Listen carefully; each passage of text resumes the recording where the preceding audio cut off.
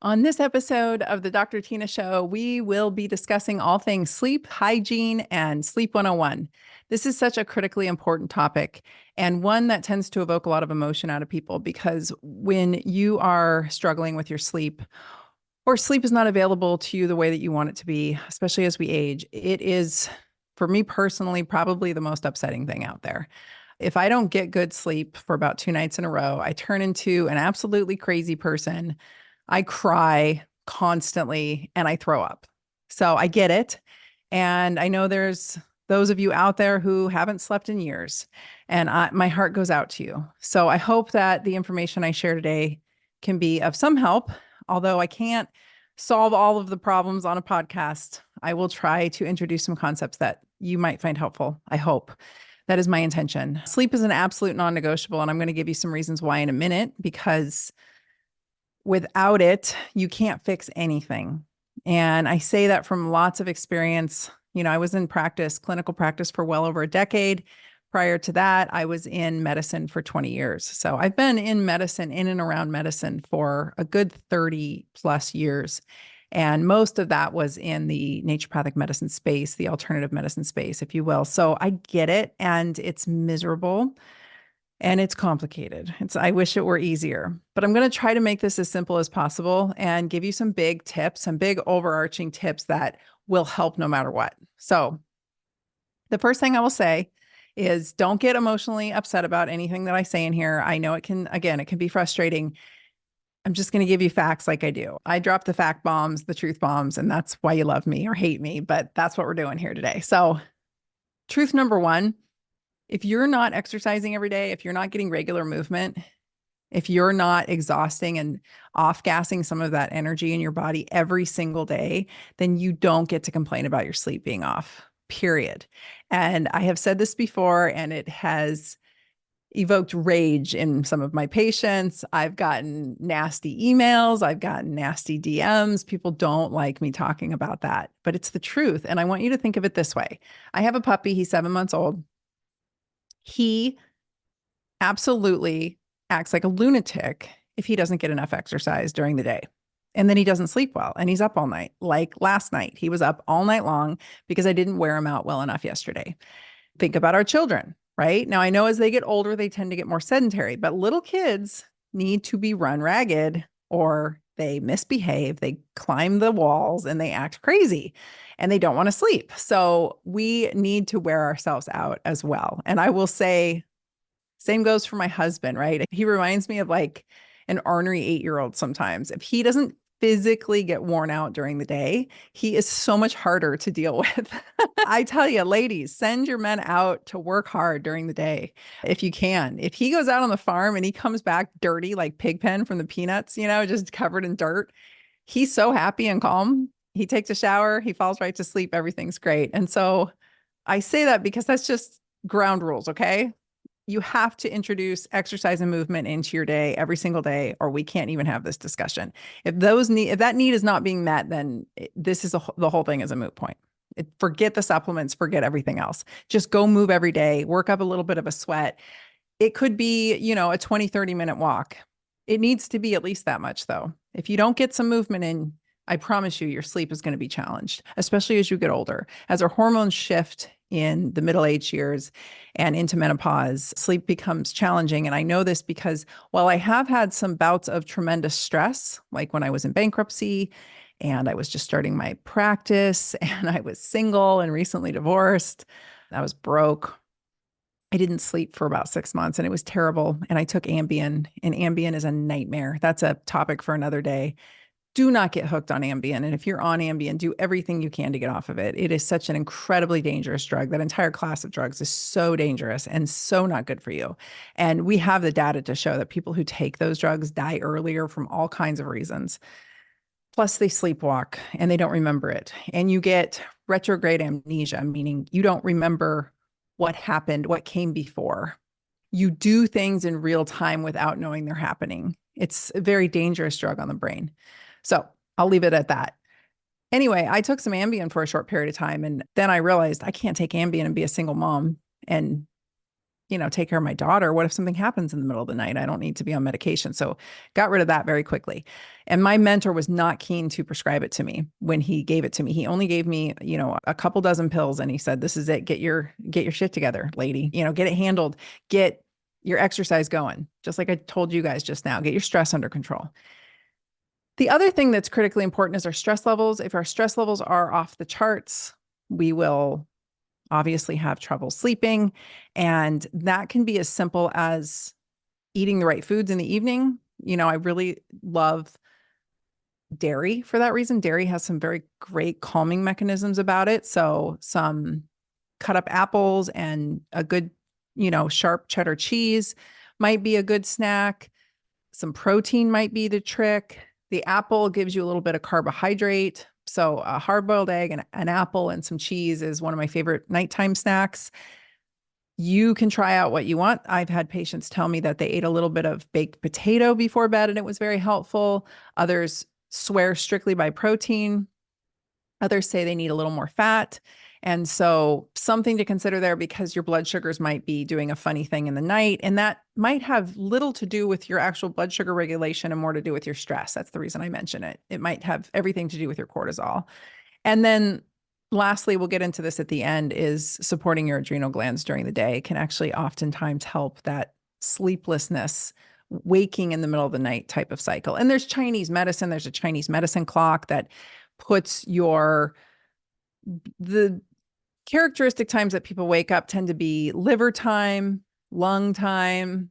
It really depends. It's in that like 2 to 5 a.m. window that people can sometimes wake up. And then there's actual sleep disruption patterns in the brain that can be a problem. And there's a whole host of things that can upset your sleep, like drinking coffee after noon. 12 noon is my cutoff for coffee, and we're right about there. So this is my last bit. This is a mushroom coffee. I'm not going to drink all of it because it will upset my sleep later. You might be a fast caffeine metabolizer. You might be a slow caffeine metabolizer. So these are all factors to consider, right? And you might be having estrogen, progesterone disruption, testosterone. I've seen men have hot flashes. I've seen all kinds of things that disrupt sleep. So that's why I'm saying this is a very complicated topic. All right. So we've got that part. Exercise, control your stress. Turn your lights down in the evening. Start winding down the light in your house around the time that the sun is setting. So you want things to just start to get dark slowly and consistently. This will really help if you have children and pets, by the way, because they inherently need to have their light clock wound down, just like we do. We just ignore it and push through it. But they really are more sensitive, and they're the signal, right? If my dog goes to bed, it's time to go to bed. If puppy goes to bed, if he puts himself to bed in the bedroom, I'm like, oh, it's time for all of us to go to bed. So these are signals I want you to start paying attention to. One of them is a big one is light. Getting your light set in the morning is critical. So waking up and getting bright lights in your eyes in the morning is important. I like to do actually overhead lights in the morning and during the earlier part of the day because it signals receptors in the bottom part of your eye, which help tell your brain that it's daylight and you should be awake. So that's important to get the right neurochemicals to drop. And then I will also use red light in the morning, really bright, right on me. Big red light lamp right on me while I'm drinking coffee and waking up. I go outside very quickly and I have to take my dogs out. So I go outside a couple times in the morning and get as much daylight as I can. Even if it's raining here in Oregon, I get light. But I'll tell you, I was just in Hawaii and it was a whole different game. We were in a condo that was facing east. And so the sun would come up in the morning right on into our condo. And I sat there every morning. The sun rose around 7 a.m. and I drank my coffee with direct sunlight on my body, on the patio and on the lanai. And it was heaven. And then I would ask my husband to go for a walk with me soon after. We'd use the restroom, get all that ready, and then go for a walk outside. And it just was a complete game changer. I felt so good. And it feels so good to have the sun hitting your skin. So if you're lucky enough to live somewhere that's sunny and you're not going out in the morning, you are missing a massively great biohack, and you're definitely not doing your sleep any favors. So setting your daylight during the day, your circadian rhythm, my husband calls it the Targaryen rhythm. You can adopt that if you want. That's our inside joke because he makes up words for everything. So that's one of them. If you set your Targaryen rhythm in the morning, you're going to have much better sleep cycles at night. So make sure that you are taking full advantage of daylight hours. If my sleep starts getting off, one of the first things I think about is, have I gotten outside today? And if I haven't gotten outside, then what am I even doing? Right? Like, I could even get exercise during the day. But if I'm doing it in my dark house and it's raining out, and I mean, it sometimes gets so gray here in Oregon that you don't know what time of day it is. It's just dark and gray. And I really notice when I don't get outside in the morning and get enough daylight hours on me outside. And I know the only skin that's exposed in those cases might be my hands and my face, or just my face. And that sucks. So again, if you live in sunny climates, get your skin exposed early in the morning. You'll drop weight, you'll feel awesome, your sleep will improve, so many good things. But I at least have to get it in my eyes. That's critical. So no sunglasses here. You got to get some daylight in your eyes. We're not staring at the sun. We're not going to burn our eyeballs. Don't be stupid. But get light in your eyes and horizon gaze. So I look to the horizon. I don't stare at the sun. And then another great hack is to get out in that afternoon, that later afternoon daylight as the sun's going down, not necessarily setting, although watching sunset is awesome for you as well. But as the light is going down, you want to really, if I can't get out in the morning, or my morning is crazy, or it's just so rainy and horrible in the morning, it does tend to clear up where I live right around that perfect, I call it like the magic hour. It's right around 3:30, 3:34. Well, now that's when the sun's setting. It's winter and it sucks, but I will make sure to get out there and get that beautiful afternoon waning sun in my eyes. And it just really, really helps my sleep significantly.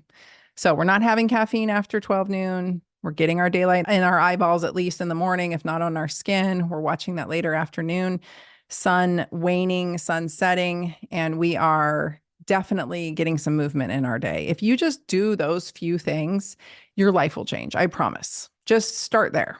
Don't worry about anything else. Everyone's like, oh, get the blue light blocking glasses and get the red lights and get all these gizmos. And while I think all that stuff is amazing and I use them, I do think even just a small red light panel, I'll put my favorite red light affiliate link for you guys to save in the show notes. I really love this I have so many different red lights that I've gotten from different companies, and I just love my little portable one the most. It's just the most user-friendly. I put it on a wound to heal it. I put it on a joint that hurts or a muscle that aches.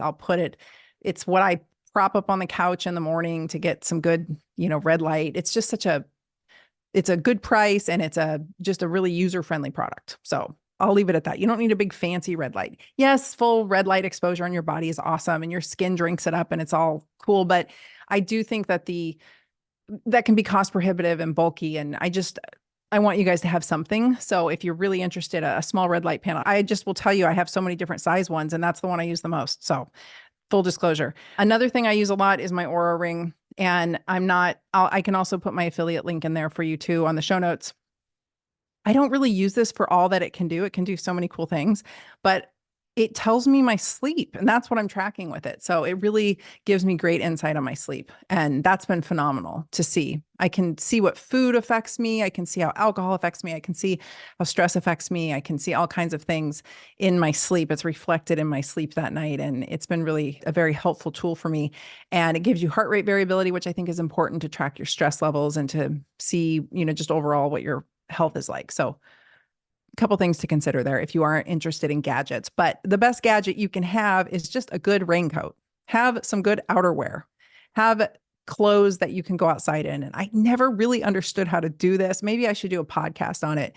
My husband, grew up on this farm, and we live in Oregon, and he has always worked a bulk of his life outside. He's an electrician, he's a millwright, but he's been in the construction world for so long that he's often working outside or in buildings that aren't on yet. So he's doing the electrical in like apartment complexes and in buildings and police stations that haven't been turned on yet. So there's no heat in the building. And so it might be just as cold inside as it is outside. And he's really taught me the magic of layers and dressing appropriately, and the heat gap. You want to have a gap between you and the tightest layer on you, or a layer in between. He explains it better, but he's really taught me how to dress for this weather. So I've lived in Oregon since I was in 8th grade, and I hate the winter and I won't go outside. And he's really taught me how to handle going outside. So bless him for that. But A good raincoat, I swear, is your best gadget. Just have some, or a good outerwear coat, whatever it is for your climate, something you can go outside in. That's your best biohack habit, because outside is the best biohack, better than any gadget you're going to find. We're just creatures of comfort. I mean, there's even data showing that us living in this controlled 74-degree, 72-degree, house that we always have on as humans now is like actually contributing to our metabolic dysfunction. So that cold exposure is also huge. And your ability to handle cold exposure and heat exposure is so critical for your overall, it's very telling of your overall well-being. That morning light exposure that you're getting is sort of hitting a lot of, checking off a lot of boxes, if you will, in my opinion. And then the multiple times you're going to put yourself outside to go for a walk during the day, whether it's at lunch or on your break, or everybody can do this. All of you can do this. I know in Calgary, they have like the bridges going across the buildings because it's so freaking cold. So maybe that's the best you can do. The windows definitely are going to lower the lux of light that your eyes are being exposed to, but hey, we got to do what we can do. So at least get yourself moving, get yourself exposed to light, maybe sit in a bright space if you can, whatever you can do, prioritize it. It will help your sleep. Okay. And then when you are sleeping, your bedroom needs to be a cold tomb. Please write this down. Remember this. If you remember nothing else, your bedroom is a cold tomb, meaning blackout curtains, best investment you can make for your bedroom. I personally have invested in a bougie bed with some bougie sheets. My bed is a luxurious experience at this point, but I couldn't afford that before. So I'm not saying you have to go there, but a great set of blackout curtains will go a long, long way. And then I sleep with an eye mask and earplugs, period. I have been sleeping with earplugs since college. And I lived never in the dorms, but in apartments. I've lived in apartments in downtown cities. I've lived in downtown Portland, downtown San Francisco. I can't handle the noise. I'm just an earplug girl. I study with earplugs. Like, I realized later in life that I really like the whole just lack of noise in my head, right? I really like not hearing everything. It calms my nervous system down. So I think that having earplugs I have them all the time on my person, like they're in my purse. I just don't want to hear the outside world sometimes. But earplugs at night for me are non-negotiable. And then a good eye mask. And I can put an eye mask, my favorite eye mask. I'll put the link also in the show notes for you, for my affiliate link there. So you can save something on that.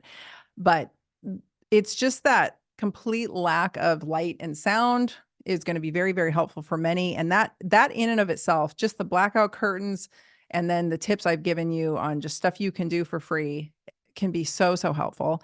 Pets in the bed or not, that's a discussion that we could have. I sleep better with a dog in my bed, but most people will say, and studies have shown that pets usually will disrupt your sleep. And this can be true. It depends on the pet. It really, I've had some dogs that were the right size and the right kind of cuddler, that everything was fine. And they were basically just like a prop for me to put my arm around and they were perfect. And then I've had other dogs that are like little Bunsen burners that generate so much heat that they make the whole bed hot, and then they lay all over me and I can't move my covers. And so it really depends on the dog or the pet and their ability to, cohabitate in the sleeping bed. My husband will not allow dogs on the bed, which is fine with me. And I sleep better without them, I've noticed, but I have him. So I just need something warm breathing next to me. And if you don't have a partner that you like to sleep with, then maybe a dog or a cat is a good alternative. I'm not worried about dogs giving me any kind of disease or flaring my autoimmune disease. I have read so much data. Dogs are really, really wonderful for our microbiomes. Cats, on the other hand, very often will carry toxoplasmosis. Every time I talk about this on social media, people completely lose their minds. And I don't care what you pull up and what you think you're reading. I have never seen a patient who's owned a cat not have toxoplasmosis. So, and I have ran that test thousands of times. So it's a thing. And in the world that I live in and work in, we know, us docs who treat parasites and who treat patients for neuro conditions, the toxoplasmosis gets in your brain. So I don't want to go off on a sidetrack here, but that it's real. So I don't like cats in the bed, but that's okay if you do. No judgment. You do you. And then lastly, your partner. This is a big one, and this is a touchy subject. I have broken up with people because of snoring, and I will not lie. And I have ended relationships because they were poor sleepers. So if they're a poor sleeper if they flip all over the bed at night, or if they snore really badly, I'm not doing it. And I have ended relationships with on multiple occasions because the person was not a sleeper, a good sleeper. And when I met my current husband, man, that guy like sleeps like the dead. And, because he's a manual labor guy, they go to bed at 9:30 and they wake up with, like before the sun because they got to go to work at the crack of dawn. And I was so impressed with his ability to sleep that I just thought it was the hottest thing. I was like, oh my God, he's such a good sleeper. So I'm telling you, your partner has a huge impact on your sleep. And if you have to sleep in a separate bed or a separate bedroom, I want you to consider it. I'm not trying to ruin anyone's marriage. I'm not trying to put a barrier between you, and I don't want to upset anyone. This is a very touchy subject with my patients. But if you are sleeping terribly because of your partner, that is not going to get any better. And it's really going to mess you up. I'm going to give you some stats in a minute that might convince you. Figure out a way to sleep better. Your bedroom might have something to do with it too. If you've got mold in your bedroom or you've got something disrupting your sleep, like you've got the Wi-Fi router close to if it's in your room, get it out, get computers out. Sleep is for sex and for sleep. It's not for television. Get the TV out, get any mirrors that are facing you out. That's an energetic thing. Your bedroom needs to be a sleep sanctuary. That's really it's critical that your bedroom be a sleep sanctuary. And then get the Wi-Fi router away from your walls of your bedroom. Get it in it like down the hall. Do not have it adjacent to your bedroom wall. That's not good for you at all. And I highly regret not knowing that earlier and probably slept next to a router with just a wall separating me for way too long. Same thing with my daughter. Like it really hurts my heart. But that's the way it is. But I've also seen, like I said, mold. I've seen mold in one room of a house and you put the person in another room in the same house and they're fine. So there's all kinds of factors here, but work on making your bedroom an oasis and get the television and the computers out of there. Get anything that buzzes, put duct tape over any LED lights, get any kind of alarm clock that you have in there out that is LED, manual only, no ticking clocks though, no ticking nothing, no crazy noises. And then if there are noises you can't avoid, like an air conditioner or heater or whatnot, get earplugs. But sometimes white noise can be very calming.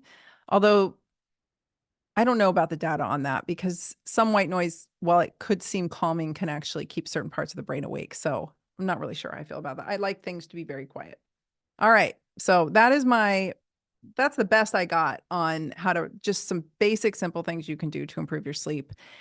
And without getting into like the details of hormones and adrenal function and all of that, I will say some adrenal support during the day can really help with sleep at night. And this is just a basic thing to try. If you wake up between 3 and 5 a.m. and you feel like a tiger's chasing you, I'm going to bet it's your cortisol. It also could be your blood sugar, but your blood sugar and your cortisol are very intimately entwined. So I'd never separate them. So this is where that snack before bed comes in. You're going to have to play with what you eat to see what helps you the most.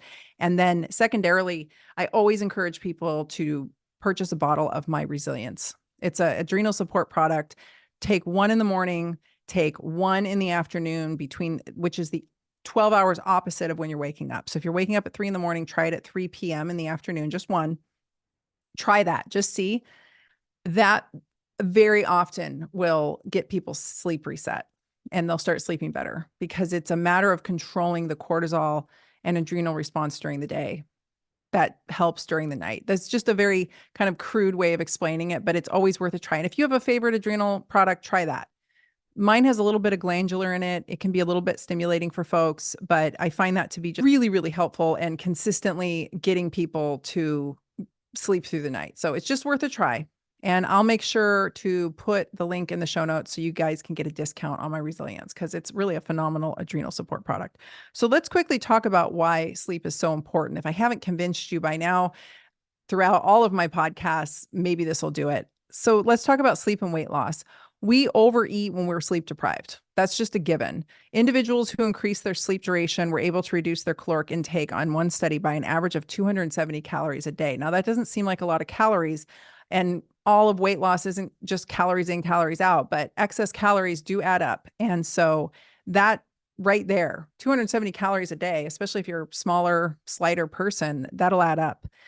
There's another study provided evidence that insufficient sleep enhances the hedonic stimulus process in the brain. This is the stimulus process that GLP-1 agonists, peptides like GLP-1 agonists that I've talked at length about, they actually suppress the hedonic urge. Well, sleep deprivation enhances. So if you don't get enough sleep, you are going to have a stronger hedonic urge. And that's for everything. That's whether that's food, alcohol, anything habitual, sex, whatever. You're going to have a stronger hedonic urge that you're not going to be able to control as well if you're sleep deprived.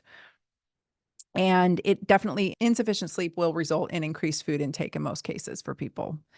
Researchers have also found that when dieters cut back on their sleep over a 2-week period, the amount of weight they lost from fat, from the actual fat stores, dropped by 55%. So if you are someone, I'm getting a lot of messages because I'm right in the middle of launching my Ozempic Done Right University, which is a big deep dive program into how to do these peptides right. And several people have messaged me and said, I've been on them. I can't lose weight. I'm like not losing weight. I really, every single time I hear that, I want to be like, how's your sleep? So this is a huge one. So get this 2-week period, the amount of weight they lost from fat dropped by 55%, even with the calories they were consuming remaining the same. They did not decrease or increase their calories. So they didn't change their calories, but they had a diminished fat loss of 55%. And it gets even worse here. So participants who slept 8.5 versus 5.5 hours lost 55% less body fat and 60% more fat-free mass. Guess what your fat-free mass is? That's your muscle. So they lost 60% more muscle mass and 55% less body fat just from a few hours difference in sleep.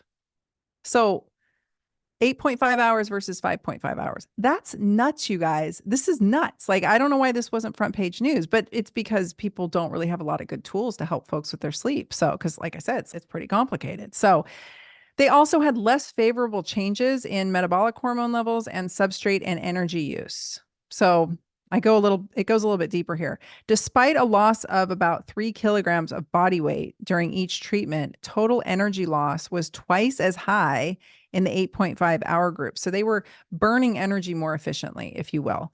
Basically, study participants defended their energy balance more vigorously. They conserved energy, dense fat, at the expense of a greater loss of lean body mass when they did not get enough sleep.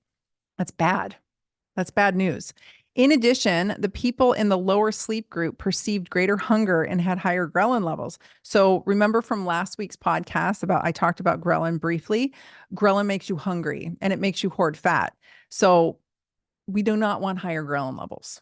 When you to remember the ghrelin leptin thing, ghrelin, think grrr, think of your stomach going grrr, it's growling. Ghrelin growls, makes your stomach growl. That's how I remember it. Given that higher ghrelin concentration may facilitate the retention of fat and increased hunger, it could compromise adherence to a caloric restriction. So you can see how insufficient sleep can totally sabotage anybody's best weight loss efforts. It's just a disaster. Another study took this one step further, and they found that among 245 women enrolled in a 6-month weight loss program, so not a huge amount of subjects, but better subjective sleep quality increased the likelihood of successful weight loss by 33%. That's big, as did sleeping more than 7 hours a night. So what's the magic amount of sleep? I usually tell people it's between 6 and 8 hours. And the cool thing about this Oura ring is you might be in bed for 7.5, 8 hours and you think you were sleeping, and it'll tell you that you might have been awake for several bouts of time. And so it gives you your total sleep hours versus what you were in bed for. Another study investigated whether favorable change in sleep duration over 6 years, they did a 6-year follow-up, could affect objective indicators of adiposity in adults. That's adiposity is fatness. They looked at sleep duration. They compared folks who slept less than 6 hours a night compared to people who slept 7 to 8 hours a night over 6 years. And what they saw was that shifting sleep duration from a shorter to a healthier, longer amount of time is associated with an attenuated gain in fat mass, meaning it stopped or slowed fat gain of about 5 pounds. So 6 years, 5 pounds, that's a pound a year. You keep on that trajectory, that's going to add up, right? This is why I'm such a proponent of getting those first 5 to 10 pounds off as quickly as possible and not letting it add up and not waiting until people are 20, 30, 40 pounds overweight before we intervene, right? But getting just a few hours more sleep a night might be the ticket. And I will tell you, for myself personally, I definitely gain weight when I'm not getting good sleep. It happens like that. Immediately I get belly fat. Immediately I get fluffier around my midsection. My waist circumference increases usually about a half inch within weeks of my sleep being disrupted, whether it's from stress or hormones or sickness or whatever. Unhealthy sleep patterns spike cortisol, which promotes weight gain. I talked about that last week on the podcast, and it leads to lower levels of leptin. We want adequate levels of leptin, and we don't want leptin insensitivity in the brain, right? I talked about this last week. Go listen to the podcast from last week. Remember, cortisol is the enemy of leptin. Cortisol and leptin, not friends. Your cortisol cranks, your leptin drops. Leptin tells you you're full. Ghrelin tells you you're hungry. Cortisol screws everything up if it's too high. And then we know from multiple studies that poor sleep is associated with increased oxidative stress, which leads to inflammation, premature aging, all of that. It definitely impacts our metabolic health and our insulin resistance, or I should say our insulin sensitivity. We have multiple studies showing that disruptions in sleep, even as short as a few days, will put you into a transient insulin resistant state. So the carbohydrates you're eating during that period are not going to be utilized, or any of the food you're eating during that period is not going to be utilized as well, and is going to be more prone to fat deposition during that time of that insulin resistant state. And if you keep that up, you're going to become insulin resistant. And so I argue in closing here that much of the insulin resistance and metabolic dysfunction you hear me talk about at length on this podcast might have everything to do with people's sleep disruption, and less to do with, are they doing everything perfectly during the day? We're so hyper focused on doing everything perfectly during the day, and very few people are really honoring their sleep and making it a priority, because again, sleep is everything. So I hope this was helpful. I have a sleep guide that you guys can grab. It's inside my metabolic revamp toolkit, which I've updated for 2024. It's a really awesome bundle of cheat sheets, ebook, recipe guide. There's an hour-long talk all about leptin and cortisol and hormones and metabolic health that you'll want to listen to in there. All of that is, I mean, there's so many goodies in there. I can't even list them all off. I made it really robust because I want it to be the place for people to go who are hearing me talk about metabolic health, and they're hearing about it on social media, and they're like, what is this? And how do I get started to understand this? And how do I get started in improving my metabolic health? That is why I created the Metabolic Revamp Toolkit. So I'll make sure that is linked in the show notes as well. It's a wonderful resource. So with that, I will bid you adieu. Thank you so much for listening in on this episode of the Dr. Tyna Show. If you liked this show, please go to your favorite podcast player. We like Apple Podcasts, and rate, review, and definitely subscribe so that you're notified when we release a new episode each week. And then we are just more recently releasing shorter episodes called The Quick and Dirty every other week. So with that, I will bid you adieu. Thank you so much.